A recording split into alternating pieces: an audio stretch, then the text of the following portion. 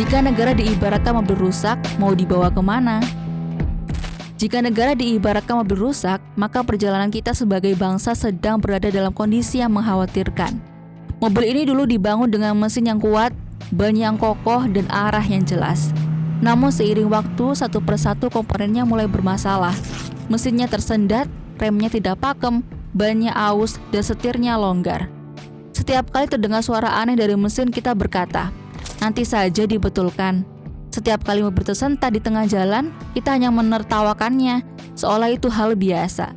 Padahal kerusakan kecil yang diabaikan selalu berubah menjadi kerusakan yang lebih besar. Dan kini mobil bernama Indonesia ini berjalan terseret-seret, mengeluarkan asap dan hampir tidak mampu menempuh tanjakan. Masalahnya bukan hanya pada kerusakan mobil itu sendiri, tetapi pada cara kita memperlakukannya. Seringkali yang kita lakukan hanya mengganti sopir, mengganti pemimpin, tanpa memperbaiki mesinnya. Sopir baru datang dengan janji bisa mengendarai mobil ini lebih baik, tetapi ketika ia masuk, ia menemukan bahwa rem blong, bensin tercampur air, dan setirnya sulit dikendalikan. Bagaimana mungkin sopir manapun bisa membawa mobil rusak mencapai tujuan?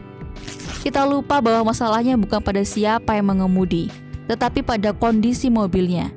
Selama sistem negara ini rapuh, selama lembaga-lembaganya tidak bekerja dengan benar, selama korupsi menggerogoti bensin negara, maka pergantian sopir hanya membuat mobil berjalan sedikit lebih baik sebentar, lalu kembali bermasalah. Ketika negara seperti mobil rusak, yang paling menderita adalah para penumpangnya, rakyat. Setiap guncangan dirasakan langsung oleh mereka. Ketika mobil berhenti mendadak, mereka yang jatuh terdorong ke depan. Ketika mobil mogok di tengah jalan, mereka harus turun dan mendorong. Sementara itu, para mekanik palsu yang selama ini tugasnya memperbaiki mobil justru sibuk mempreteli onderdil untuk kepentingan sendiri. Setiap tahun kita mengisi bensin dengan pajak, tetapi tenaga mobil tetap lemah karena kebocoran di mana-mana. Dan setiap 5 tahun, kita berharap sopir baru bisa membawa kita ke tempat lebih baik, padahal mesinnya sendiri tidak pernah diperbaiki. Pertanyaan pentingnya adalah, mau dibawa kemana mobil ini? Apakah kita membiarkan mobil rusak ini terus dipaksa berjalan sampai akhirnya benar-benar mati mesin? Apakah kita hanya duduk diam berharap ada mukjizat?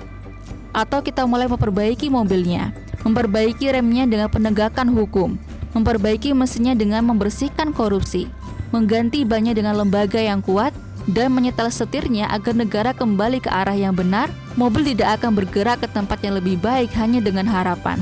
Ia perlu perbaikan nyata, kerja bersama, dan kesadaran bahwa perjalanan ini adalah perjalanan kita semua. Jika negara adalah mobil rusak, maka tugas kita bukan hanya memilih sopir. Tugas kita adalah memperbaiki mobilnya. Karena hanya dengan mobil yang sehat, aman, dan kuat, kita bisa melanjutkan perjalanan menuju masa depan yang layak bagi seluruh rakyat Indonesia. Pertanyaannya tinggal satu, apakah kita siap memperbaiki mobilnya atau membiarkan diri kita tersesat di jalan?